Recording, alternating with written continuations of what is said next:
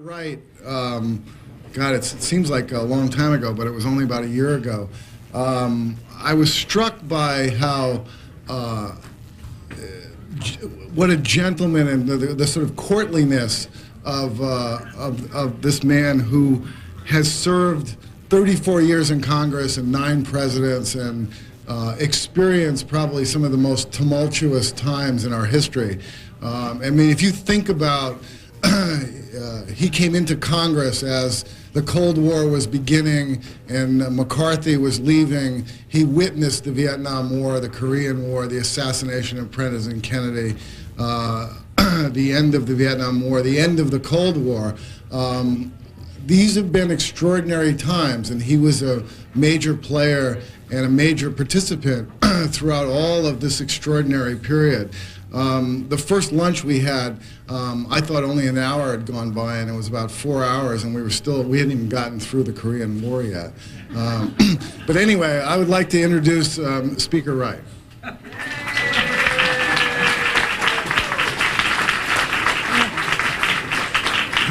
My first campaign promise is that I shall not hold you here 4 hours before telling you about the Korean War. It is a pleasure to be in Atlanta, home of the Braves and of the '96 Olympics and of Manuel's Tavern. There you go. So Philadelphia has its Independence Hall, and New York has Tammany Hall. Atlanta has Manuel's Tavern. And everybody knows what it is, and where it is, and why it is. I'm fully aware that a lot of people have suggested that far too many public speakers spend all their time answering questions nobody's asking.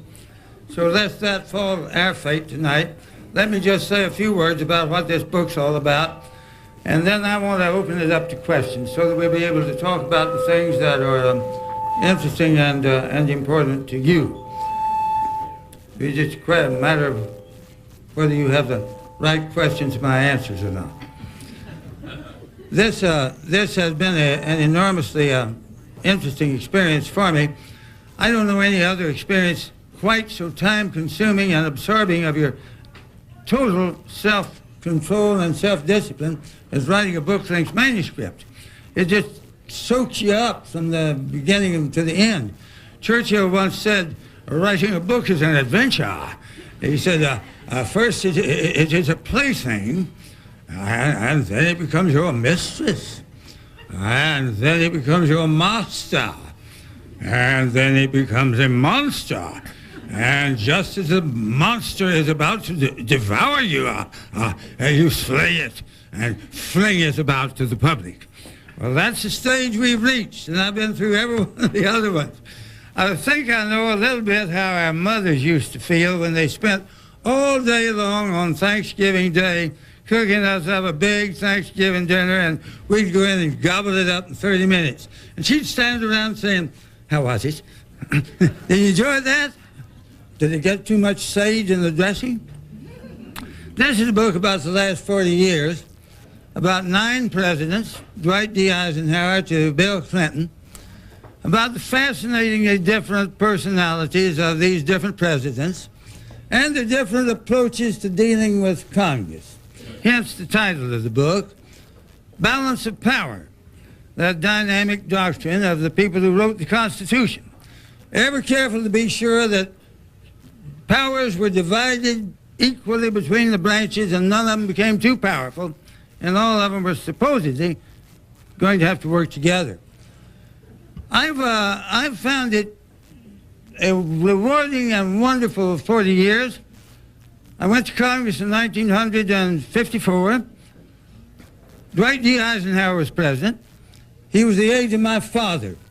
I had never seen any generals before except 2. One of them pinned medals on me, the other one dressed me down, and after that I had tried to avoid them.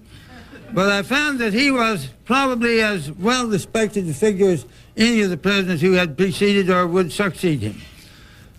You can imagine how old I must have felt when Jimmy Carter became president, because for the first time we had a president who was the same age I was. And maybe you can imagine how I feel now. Bill Clinton's the age of my eldest child. I can hardly wait until we have a president at the age of one of my grandsons. But I think I kind of hope that it won't be one of them. I want to lift the curtain a little bit and sort of share with you some of the feelings that a fellow would get. What it's like, well, the Cuban Missile Crisis, how the whole world held its breath, waiting for the next shoe to drop, or how it felt to be with President John F. Kennedy on the day of his death. What an emotional roller coaster. Presenting him in my town to my audience, my home folks, on Cloud 9, visiting with him on the way over to Dallas about nuances of difference in Fort Worth and Dallas and our economy and so on. Watching him deliberately choose that open car rather than a bubble top protective limousine that the Secret Service wanted him to have. And then the terrible pathos that followed as we followed him out frantically to the hospital, saw them carry him in, and looked over the back seat and saw the pools of blood. I guess the worst, most traumatic day of my career that I try to tell about in the book. Maybe I want folks to understand kind of what it felt like to be swimming with Lyndon Johnson on the ranch by the Pedernales.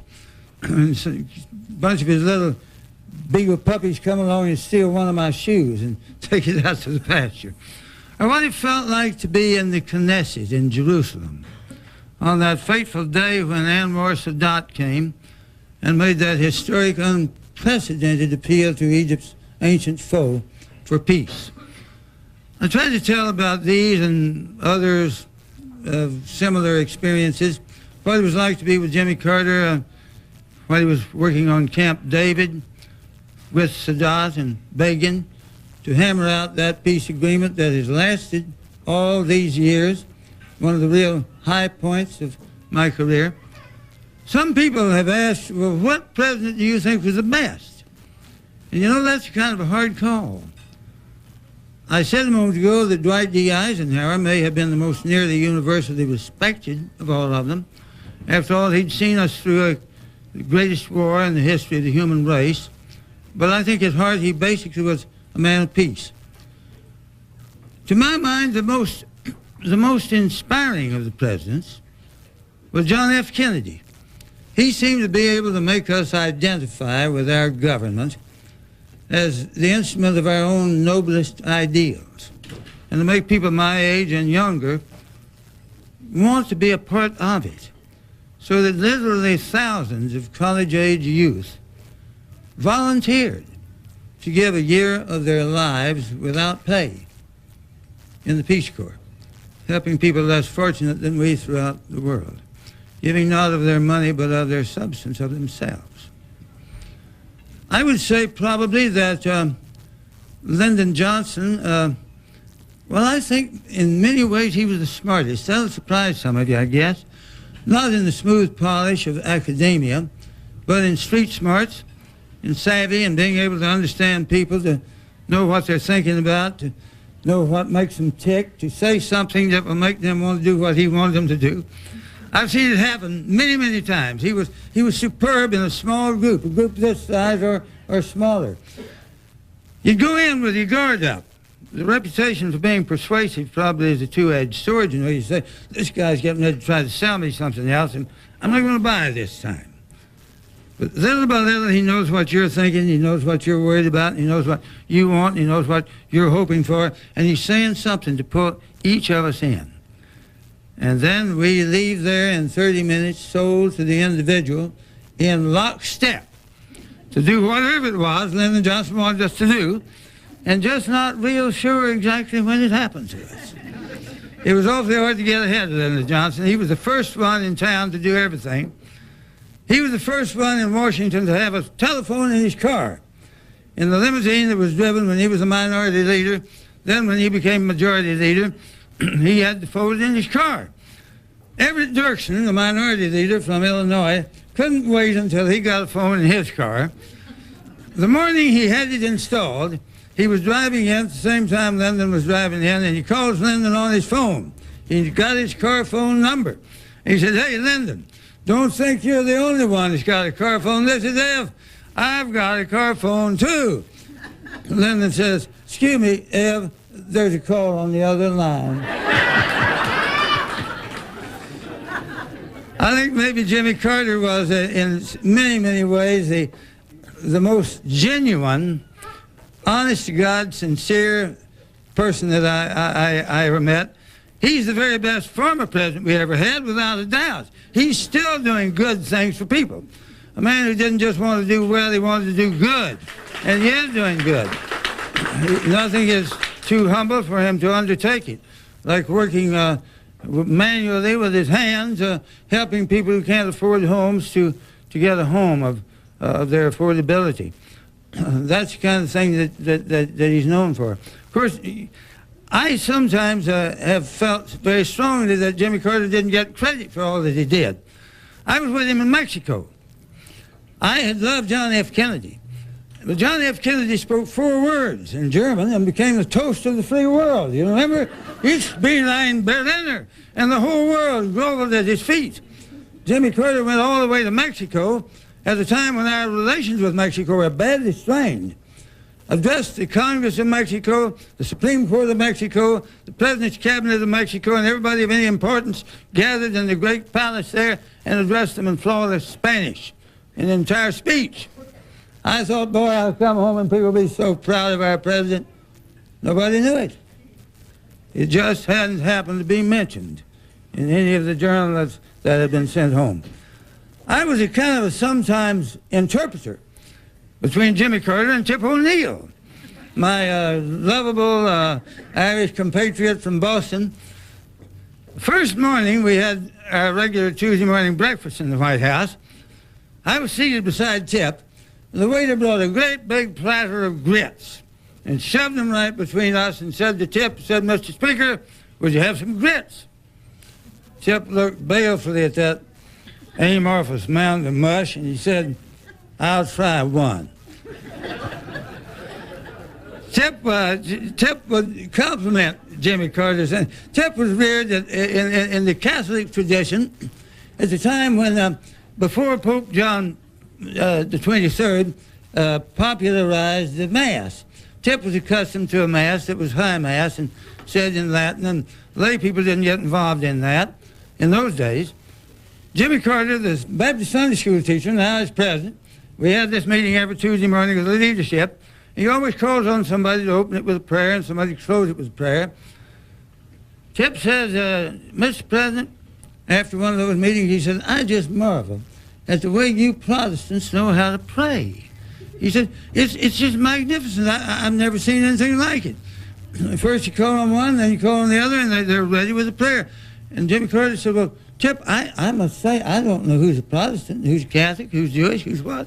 Tip said, well, not that matters, but for your information, in this particular group, Danny and I are the only Catholics, and the rest of them are Protestants. There aren't any Jewish members in this particular group. And then he left, and a light dawned. He said, uh-oh, he's going to call on me or Danny next Tuesday. So he calls Danny. He said, Danny, get ready. The president's going to call on you to open with a prayer next Tuesday. Danny said, you're kidding. Tip said, no, I'm telling you, you better be ready. Now, I always sat between Tip and a waggish sort of a fellow, Vice President Mondale. Mondale was the son of a clergyman, but he had a kind of an irreverent sense of humor. And after one of these prayers, he would always nudge me and say, what do you give it? I give it about a B+. I don't think it's quite an A-. Well, sure enough, this next Tuesday, Tip says, Danny, would you lead our prayer? And Dan Rostenkowski rises and issues forth a stream of eloquence that would have done justice to the Archbishop of Canterbury. And when he's through, Mondale says, A+. Tip nudges me in the rib and said, you didn't think you could do it, did you? It was great fun in many respects, and there were times of difficulty and times of pathos. I guess people might want to know how it feels when they deliberately drive a wedge between you and the President of the United States after you've jointly called for peace in Central America, and they convince him that there is no such thing as peace in Central America, and the only way to get it is the end of a bayonet. And I've already gone and talked to them, and I know they're in the process of making peace. And I'm stuck with my word, and they keep saying the President James wants to be Secretary of State. Don't let him get by with that. And there wasn't any way I could come to an agreement with the President of the United States on that matter of foreign policy. Here I am, a guy who always believed in civility, always believed in bipartisan foreign policy ever since the days right after World War II, when Harry Truman called in Arthur Vandenberg, who then was the Republican chairman of the Senate Foreign Relations Committee, and said, let's at least close ranks at the water's edge and face the world united. And Vandenberg had said to him, well, that's fine, Mr. President. I'll go along with you on that. But you just remember one thing. If you expect us with you on the landing, you're going to have us with you on the takeoff. And that was the beginning of the bipartisan foreign policy in which I earnestly believed. This was one time when we had a very, very difficult time coming together and making it work, but ultimately, thank God, we did. And that is another of the high points in my career, the making of peace in Central America after we lost 100,000 innocent lives to the gods of war. Brought them together, and they had means of determining the future of their country by ballots and not by bullets. Free, honest elections. Jimmy Carter supervised the election. I was there, and we're going to go down there for another election in October of this year. El Salvador, in 400 years, had never had the opportunity to vote a second time on an elected president, because always before he could come up for re-election, a military junta had come in and at the end of the bayonets had taken over the government. Well, now we have seen a succession of free elections in El Salvador. And so all throughout our hemisphere, with the single exception of Cuba, we have free elections, where once there was bloodshed, once there was militarism. Now, thanks to Jimmy Carter in a very large part, thanks to Dr. Pastor, who has been a major player in bringing free elections and civil government to all of the countries of our hemisphere, we have a democratic Western Hemisphere. Well, I told you I wasn't going to talk all night. I want to say three things briefly. I've just got three messages, three appeals. One of them is for a restoration of civility. Civility. It's sadly missing today. I can remember the first State of the Union message I heard. President Eisenhower strode in after that announcement, Mr. Speaker, the President of the United States. Stood there 2 or 3 minutes as wave after wave of applause engulfed the chamber. And you couldn't tell who was a Democrat or a Republican. He was the president of all of us. And then at the beginning of his address, he departed from his prepared script just long enough to mention that it was the birthday of Speaker Sam Rayburn, the venerable Texan who was my mentor in public life, and to wish Mr. Sam many happy returns of the day. Once again, the whole crowd was on his feet, cheering, whistling, thundering out their ovation to our venerable speaker. And unless you knew the center aisle that separated one party from the other, you couldn't have told a Democrat from a Republican. One ovation matched the other. And I thought, what a wonderful thing it is to live in a country like this, where these two men who represent opposite political parties, rival branches of government, still could respect one another professionally and like one another personally. And I thought, this is something that's precious to the United States. Mr. Rayburn used to teach every new incoming group in Congress that the greatest asset for a lawmaker in the free world was to learn to disagree without being disagreeable. To accord to your ideological adversary the same assumption of decency and honor and integrity and sincerity that you would have that person accord to you. Well, that's missing too often today, and I deeply regret it. I think it's the glue that has to hold a free people together. We pay a certain price for free speech, freedom of expression, the right to say what we will, and part of that price is civility. The ability to disagree without being disagreeable. Now, the second thing I want to say is that I think the crying need of this country is for really, truly meaningful campaign finance reform so that it no longer is the exclusive domain of the wealthy. It's reached the point where really average people cannot participate actively in political life. I lament this passing because this was democracy with a little d. First time I ran for Congress in 1954, you got any idea what it cost me, how much I spent? I ran against an incumbent and won $32,000. Half of that was money that I had saved up. Half of it I raised in contributions that I just arbitrarily limited to no more than $100 apiece because I wanted it to be common stock. I didn't want there to be any preferred stock. And I was able to win. Of course, one of the reasons was television then on the main channel that dominated the news in my area of Texas, 30 minutes prime time, 7:30 at night. You could buy it for $520. Well, now, $5,000 for 15 seconds on the dominant stations in prime time. And that has driven people, with only 15 seconds, to engage in sloganeering, hawking candidates for major public office with no more intelligence and no more dignity than you'd sell a box of soap flakes or a tube of toothpaste. And further, it has driven people to the gutters of negative campaigns. You can slander your opponent in 15 seconds. It may take him or her 15 minutes if he could buy the time or she could buy the time to answer the slander. And so it has unfairly given a balance and a tilt toward the attacker, the slanderer, the maligner, and the character assassin.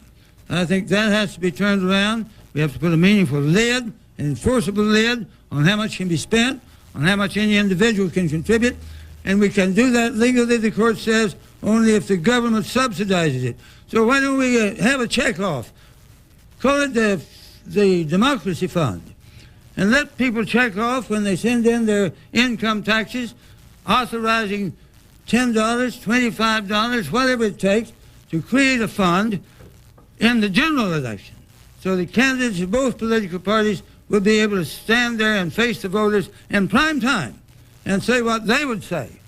And they'd have to come themselves and not have some commercial maligning their opponents and tell you strongly what they believe in. I think that's got to happen for the restoration of democracy. And part of the price, I think, has got to be what we see reluctantly being reached, and that is a willingness on the part of those who enjoy the use of the airwaves, the public's airwaves, through licenses granted for the public convenience and necessity, to give free time, not in 15-second snatches, but in 5 or 10 or 15-minute pieces, so that an intelligent discussion in this arena where Lincoln and Douglas once debated the issues can stop insulting the intelligence of the American people. And then the third thing, finally, I want to make an appeal, just a few kind words for the President of the United States. This president, yes, but not just this president, any president. He occupies the most fateful job on earth. It's a job that was called by Thomas Jefferson a splendid misery. George Washington, after he'd served in the White House, said he would rather be dead and in his grave than back in the White House. Harry Truman said the buck stops here. John F. Kennedy once asked, at the time of the Bay of Pigs, when everything looked so dark, what there was good about the job that he'd bid for and been elected to. He said, well, you can walk to work. Lyndon Johnson once said that the job of president was one that made every person who occupied it, however small, bigger than he was, and however big, not big enough for its demands. I think we ask too much of presidents. We expect too much of them. We seem to expect more than any reasonable person should demand or any normal person can deliver. I've seen each of the last 9 presidents age visibly at least 3 years for every year spent in that awesome office. And I make this appeal to you. I really don't think there ever has been an occasion in the past when political opposition has grown so abusive of the President of the United States. Other presidents have had problems. Other presidents had financial problems before they ever came to the White House.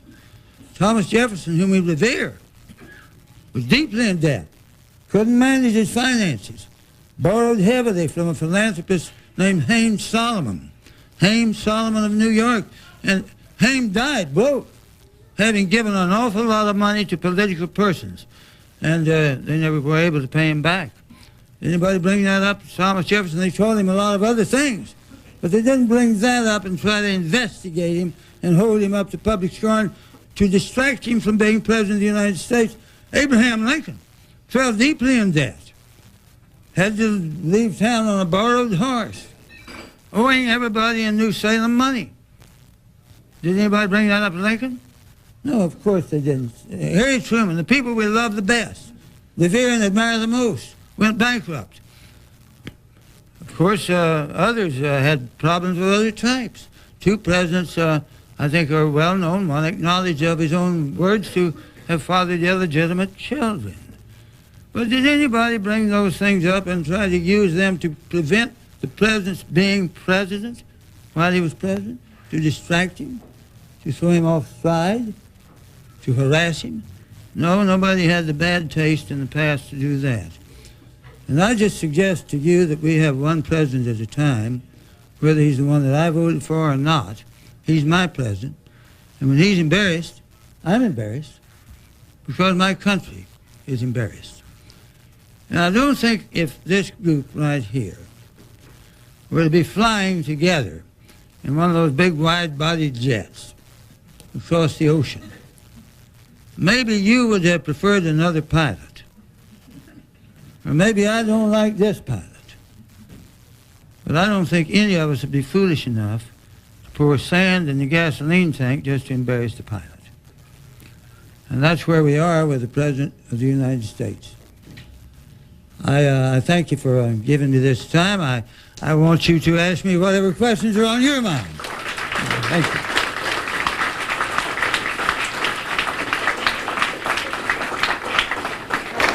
I hope I haven't overstayed my welcome. I put too much sage in the dressing. Yes, sir. You served, I believe, about 5 or 6 presidents. In order of 3, start with 1 being the most powerful. Rank them in order of their power. The power and effectiveness in getting their job accomplished. Power of the White House as opposed to the balance with Congress. Of those with whom I served, Lyndon Johnson, probably first. He got everything he asked for. Ronald Reagan, maybe second. He got almost everything he asked for, in spite of me and Tip. And some of the rest of us. Who would be third? Well, that's a close call.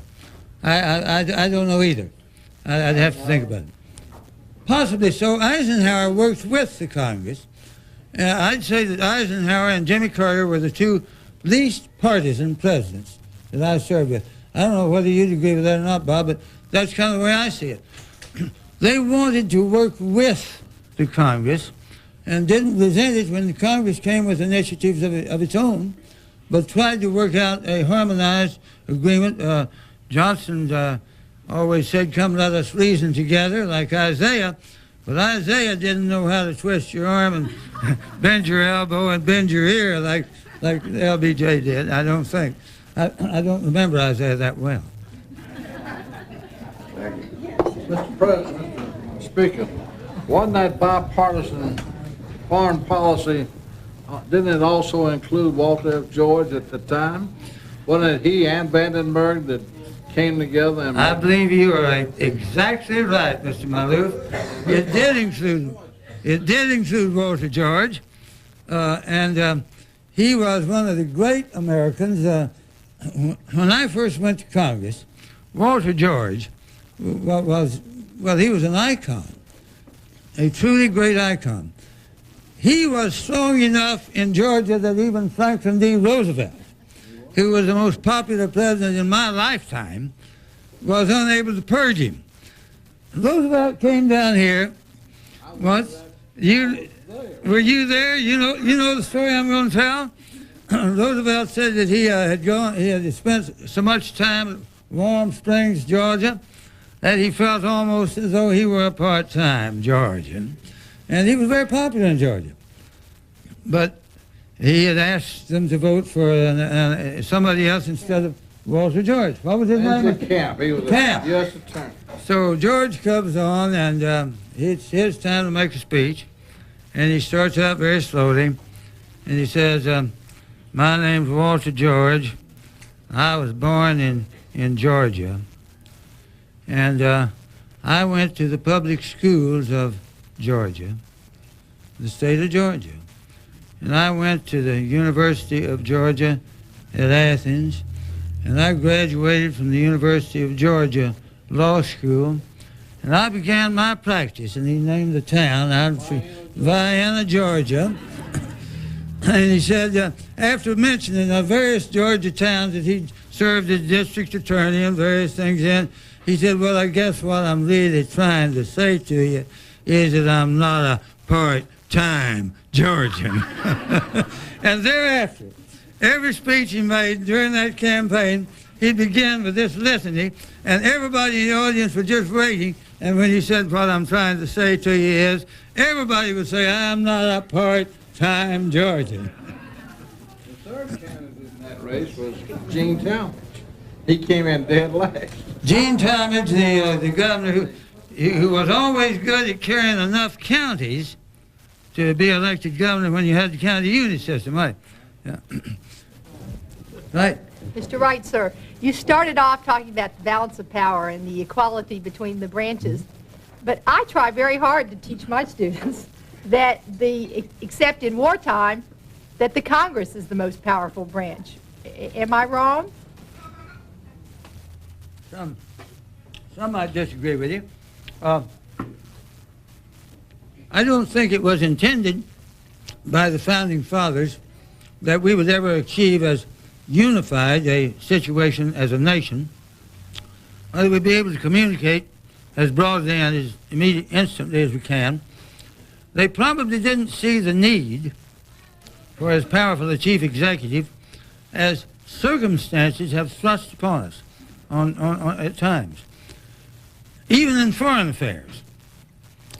Carwin, the best authority on presidential power, says that in foreign affairs, the Constitution, in its affirmative grants of power, amounts to an invitation to struggle between the two branches for dominance in foreign affairs. The president can write treaties and agree to them, but they have to be ratified by the Senate. The president can tell foreign countries that we'll participate in programs, but the money has to be provided by the House. The president can appoint ambassadors, but they have to be approved by the Senate. So it demands cooperation all the way. And of course, the first Article 1, Chapter 1, Title 1, all legislative power herein granted shall be vested in the Congress of the United States, which consists of a Senate and a House of Representatives. So I guess it was the first. It's Title 1. The executive is Title 2, and the courts are Title 3. But that doesn't mean that we are supposed to just run over the president. I don't think we are. And I think it was very carefully and properly balanced so that in domestic affairs, the initiative might arise from Congress. But in foreign affairs, the initiative probably should arise with the president.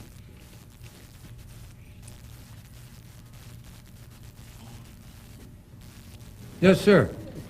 Do you think that, and I hope I don't get shot here, that the modern technology has allowed the press too much power to ask questions and to scrutinize the presidency and to scrutinize other high-ranking officials? I think probably the Bill of Rights anticipates that the press will not be hindered or hampered in its pursuit of truth. I don't believe it's technology necessarily that has given this power to the press. I do believe that there have been occasions in which the power of the press has been badly abused. There has grown up in my lifetime what I guess I'd call a Woodward and Bernstein syndrome. I have the notion that it may have started at the time of Watergate and Mr. Nixon. And I'll say some nice things about Mr. Nixon. I think he was little understood, a very reserved person. I found it hard to get to know him. He wasn't a hail fellow well met. He wasn't gregarious like most presidents. He wasn't like Lyndon Johnson, always right up in your face. He had a reserve and a role between him and the other people. I don't think he knew about the Watergate break-in for the simple reason that it was such a stupid thing to do. Wholly aside from its immorality, it was stupid. They were winning. We didn't have anything worth stealing in the Democratic headquarters. I mean, it was too risky for any good he could have done them. And whatever else he may have been, Richard Nixon was not a stupid man. Not a stupid man. But I think the calls for his impeachment, the way in which Woodward and Bernstein attained fame and great fortune, taught an entire generation of journalists that their sure route to fame and fortune is to bring somebody down. And the bigger the individual, the better they feel about it. I wish we could sort of get back to the idea of seeking a balance and seeking truth and letting the president speak for himself and not trying to put words in his mouth, and the same with other public officials. Assuming their honor, assuming their decency, in the absence of proof to the contrary. Surely. Mr. Wright, do you see the pendulum, the 94 elections brought about a tremendous upsurge of conservatism in this country. Do you see the pendulum coming back for the 96 elections? I'm not really an objective observer. I've got to tell you that. That's an honest statement. There may not be any such thing as an objective observer. All of us tend to see events through the prism of our own experiences, and maybe we taint them just a little bit unconsciously by our hopes. I think I see in this coming election a president being reelected by a comfortable margin. In the absence of some really dreadful cataclysmic event, such as in Bosnia or somewhere, that we can't foresee, I see Clinton's being reelected. I don't believe that it's likely that the Democrats will capture the Senate. I think Democrats, I'm a Democrat and a partisan Democrat, and you're entitled to know that, if you don't already. But I think that it'd be very difficult for us to expect to recapture the Senate, given the seats that are open and their history in the past. An unprecedented number of vacancies, but they're mostly Democratic members who have retired in the Senate. More than any time in the last 100 years, people are tired of being in Congress because it has been berated and because it has been downplayed and because it has been scandalized to accommodate the political wishes of some people who are out and want to get in. But I think that we will probably see a smaller margin, but still a Republican Senate. Now the House, I think the House is up for grabs. The Republican Congressional Campaign Committees have 2 or 3 times as much money collected as the Democratic committees have. But there comes a point of saturation, I think, at which mere money alone is not going to buy elections.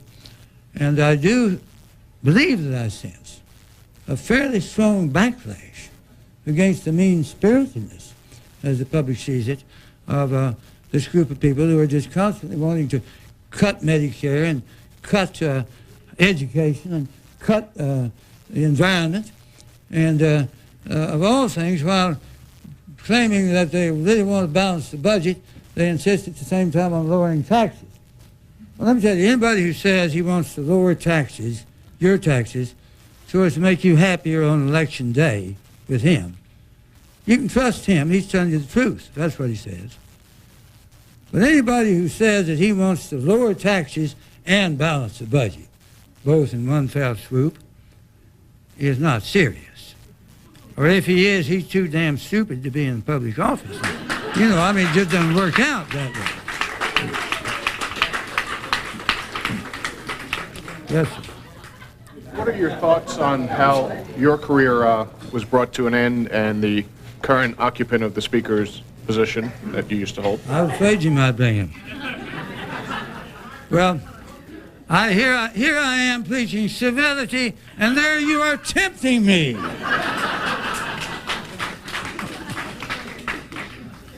I tell myself that I bear no grudges against anybody, and that I have forgiven people, those few people who have said real bad things about me from time to time, and I hope that I am telling the truth, because I don't think bearing grudges is any good. I think it eats at you like a cancer, and I would just say to any of us that we're better off if we can forgive people. It doesn't mean necessarily you have to trust them in the future, but forgive them, and be sincere about it, because the object of our malice is not the one who's injured by our malice. We're the ones. So I'm real bad to say personally about any of them. I don't take any personal pleasure in some of the things that are going on in an effort to injure the present speaker. Now, having said that, I don't want to be a hypocrite. I disagree with him profoundly, and I think he's on the wrong track, and I think he practices an unnecessarily mean spirit. I think he has run against the Congress and downplayed the Congress to the detriment of an institution that I love, and that I think the founders of the Constitution intended to be an important and honored and revered place in our society. In one sad sense, he reminds me of an arsonist who torches the building without ever imagining that the flames will reach his own apartment. But they do. And throughout the country, of course, we know that he's smart. He's an intelligent man. He's clever. He has an almost unrivaled capacity to raise money from big contributors. I give him credit for doing something I didn't think he could do, which was to engineer a sufficiently well-financed campaign to capture the House. But I don't agree with the way he's trying to do things. I don't agree with the way in which he so glibly tries to blame his political opponents for every bad event that occurs. I think it's just really beyond the pale to say when that woman in South Carolina drowned her two little boys that it was the fault of the Democrats. You know, that's just beyond the pale. I don't think it's the fault of the Republicans. Surely it isn't the fault of the welfare system. That poor, unfortunate, pregnant mother who, through no fault of her own, was drawing welfare and was trying to get off of welfare, was so brutally assaulted and raped. And he blames that on the welfare system. I think those things are just really beyond the pale. There is a civil, reasonable, respectful manner in which all of us have to stop trying to demonize our political opposition, question their patriotism, question their honor. And so I disagree with him on those things. And I also, of course, disagree on the idea that you can just shout and holler at everybody and tell them to get off of welfare, you lazy bums, and go to work, and be unwilling to reward those who do work full time with a livable minimum wage. I disagree with that. Well, that's enough. You're going to make me be partisan if I'm not careful. This is a very nonpartisan book. Of course, it's somebody said on one of the radio talk shows, he said, yeah, but you tell it through your eyes. I said, yeah, I do. You're right. The only ones I've got. But this is the way I saw it, and I hope I tell it truly. Other questions? The current speaker has stated that, in his opinion, the forefathers were so concerned about the protection of the people that they created the balance of the powers in order to do just that. However, that balance of power makes it extremely difficult, if not impossible, to enact important legislation. Do you agree with that philosophy? And if so, what can we do about that? Well, I don't think it's the balance of power written into the Constitution that makes it difficult. 26 of the last 40 years, we have had a White House in the hands of one political party and at least one branch of the legislative body in the hands of another. And yet we managed to enact important legislation. It isn't the Constitution that prohibits our doing that. It isn't the balance of powers that prohibits that happening. It's the mean spirit that doesn't want anything good to happen while the other party is in the White House. That's literally what causes it. People who would like to see good things happen, who would like to see the economy thrive, who'd like to see more young people get to go to school, do not want that success to be down to the advantage of an occupant in the White House. And that is really petty. I don't think I remember hardly any time in the 40 years that I've observed that spirit has been so present as it is today. The willingness gleefully to shut down the government rather than finding some reasonable compromise. I think that is unprecedented. In fact, I know it is. Never in the history have we gone 6 or 7 months into the new fiscal year without having the appropriations passed for that fiscal year, let alone any consideration of appropriation for the coming fiscal year. When I was Speaker in 1988, we passed all the appropriations bills before the fiscal year began, which would need to say before last October 1st. And here we are, more than halfway through the fiscal year, and some of the appropriation bills still not passed. That is not the fault of the Constitution or of the system. That's the fault of a narrow-minded attitude on the part of a group in Congress who are just unwilling to sit down and pass the bills and have to hammer them out on the anvils of give and take and compromise. Henry Clay said, "Do not despise compromise. It is the cement that holds the Union together." And I think that truly it is. You spoke a few minutes ago about the high points of your career in public life. What regrets do you have of the 40 years or more that you spent in political office? Well, do you mean the regrets that Congress didn't do better, or that the person regrets that I... Well, a person regrets that Tip and I weren't strong enough or forceful enough to stop the setting in motion of the increase in military spending doubling, while at the same time we were cutting taxes on the wealthiest people in the country by $225 billion a year, which set in motion these deficits.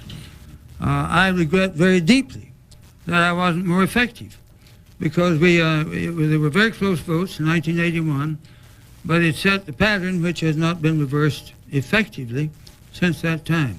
That's a big regret. I regret that at one time, personally, I allowed a legalistic attitude toward the law to cause me to vote against one of the civil rights bills, and I've later come to believe that I was wrong. I voted for the others, but I voted against one of them. And I think I was wrong in that. I regret that we weren't able to pursue the energy initiatives that we set in motion when Jimmy Carter was president long enough to make this country energy independent. If we had stuck by our swords and not been so eager to pander to selfishness, that we did away with the Synthetic Fuels Corporation. We did away with the 55-mile-per-hour speed limit, which not only was saving energy, but was saving some 8,000 lives a year. But in order to pacify people, to make them happy, tell them what they want to hear instead of what they ought to hear, we did away with that. I regret that those are some of my regrets, but I don't sit around saying, woe is me for the regrets. I try to do better next time. Mr. Speaker, being that the two parties today are so far apart as we see it, and the fact that there's constant rumbling about a third party, if that were to happen, being that we can't seem to get together now with two parties, how would it be with three parties, which seems to be what's going to happen to us either this time or in the very near future? And would that bring us to the same status that France and other countries have that have multiple parties? Of course, Great Britain has three viable parties. France has a multiplicity of them, as you know. Italy has an enormous number. We have accustomed ourselves to kind of a two-party system. There's anything in the Constitution that decrees it. But I think it pretty well fits us. And through it, we have been able to make things work. I don't believe that a third party is going to be effective in the immediate future.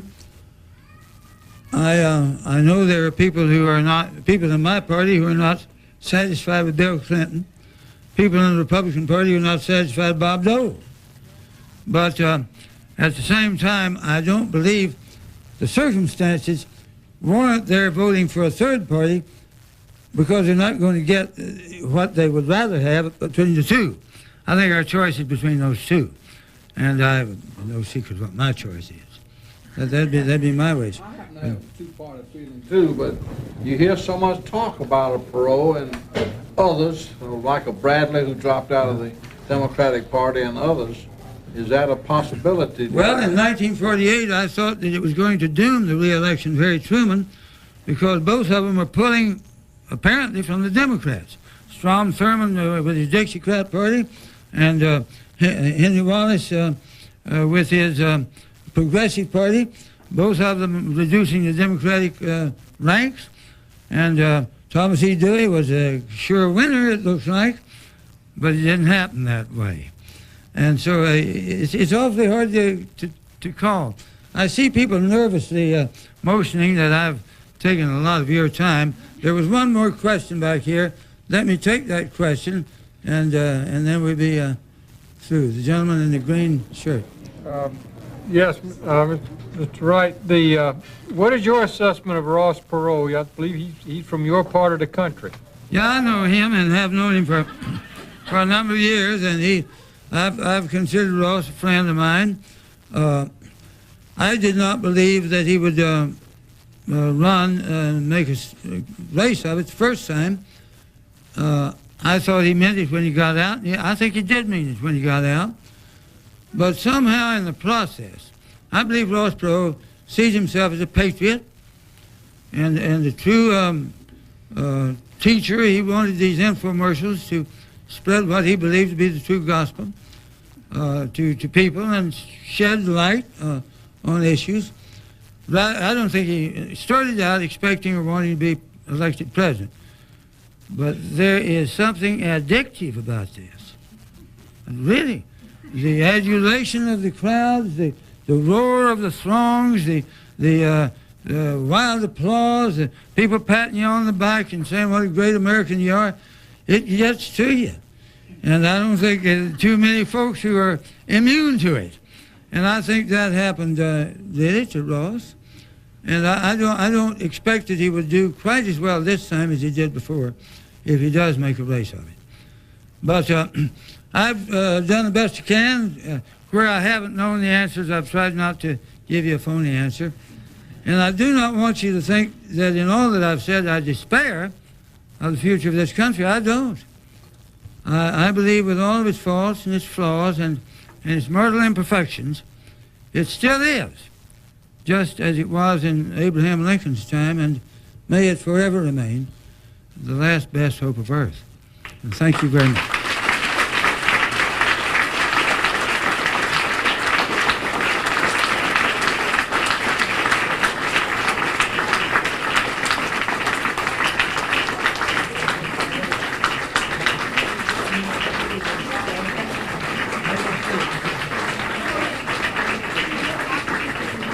I'll be up here to sign books in case I forgot to say that.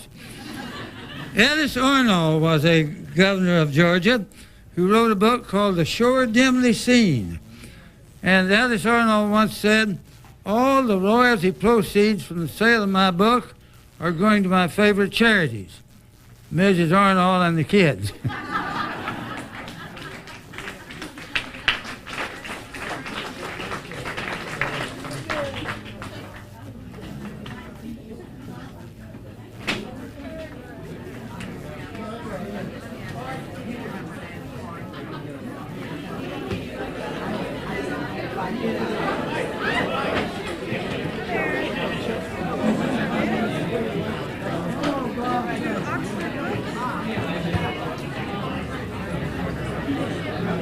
How much is one? Hey, how are you?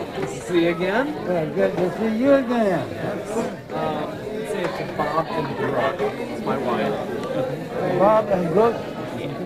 B-O-O-K-E. There's an E on there.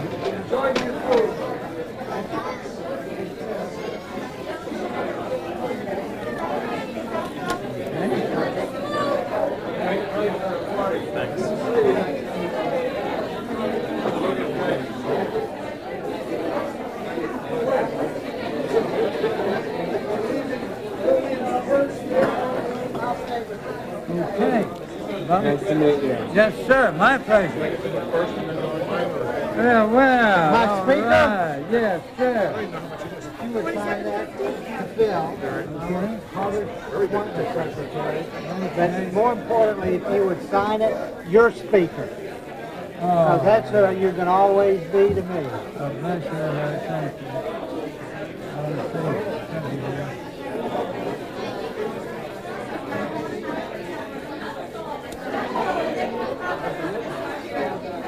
And I really enjoyed your talk.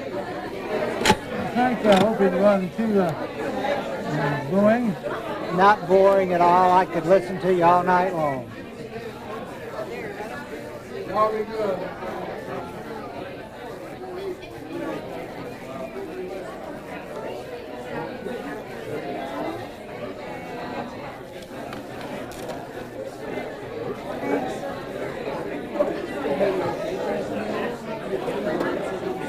Okay? Thank you, sir.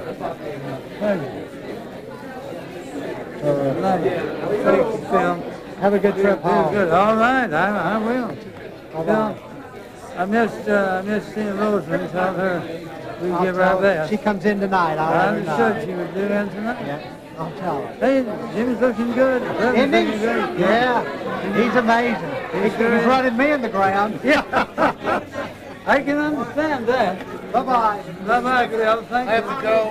Oh, Have a good trip back. I have to go see my boys before they go to sleep. Oh, of course. You did a great job. Well, thanks very much. I hope it was what you hoped for. Oh, absolutely.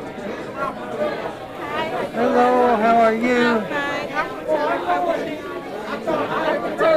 Yeah. I'm in the international sales division. Yeah. Oh, boy. So this is a special reader's edition.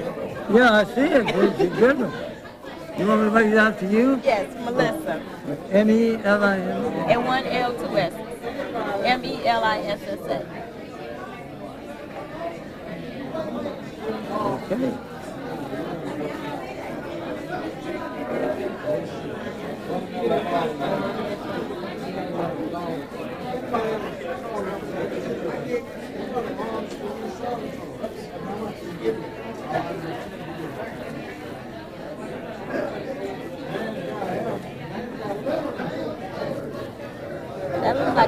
your signature. I guess doctors have the same problem I do. All right. And this is for my Uncle Robert. Robert? Mm-hmm. Just for Robert? Yes.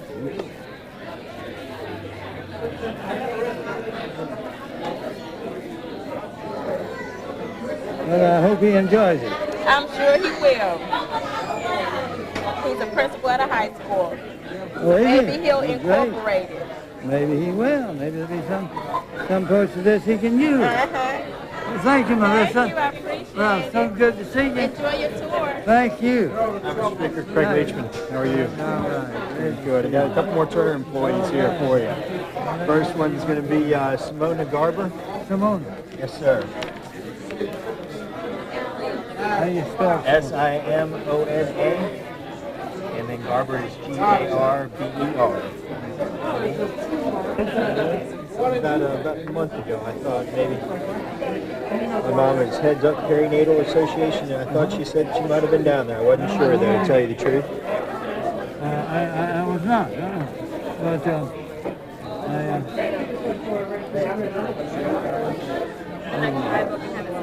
hope everything's well. Yeah, everything's going very well for me. It's a great group, actually. And for myself, Craig Leachman. Craig? Yes, sir. C-R-A-I-G. Last name is Leachman.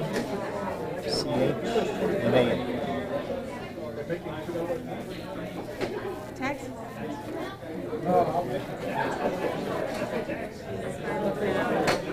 Okay, can I make it into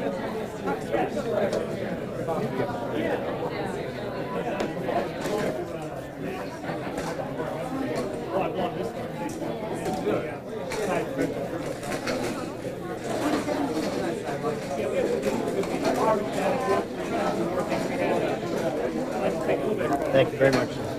Well, you are most welcome, Craig. Thank you. Hey, how are you? All right. John Langlois. John, how do you do? Just fine. Good to see you. Pleasure to meet you. Hope you're well. Relatively so. This is actually for my wife. She and I were both evacuated from Liberia about 2 weeks ago. Oh my! I work for President Carter. We've had an office there for the last 4 years there, trying to do the kind of mediation work and civil society building that we can. We obviously didn't do good enough of a job. The place has kind of gone to hell, but Roy, you did some things that have helped people over there, and thank God for that. try. What is her name? Mary Mertens, M-E-R-T-E-N-S.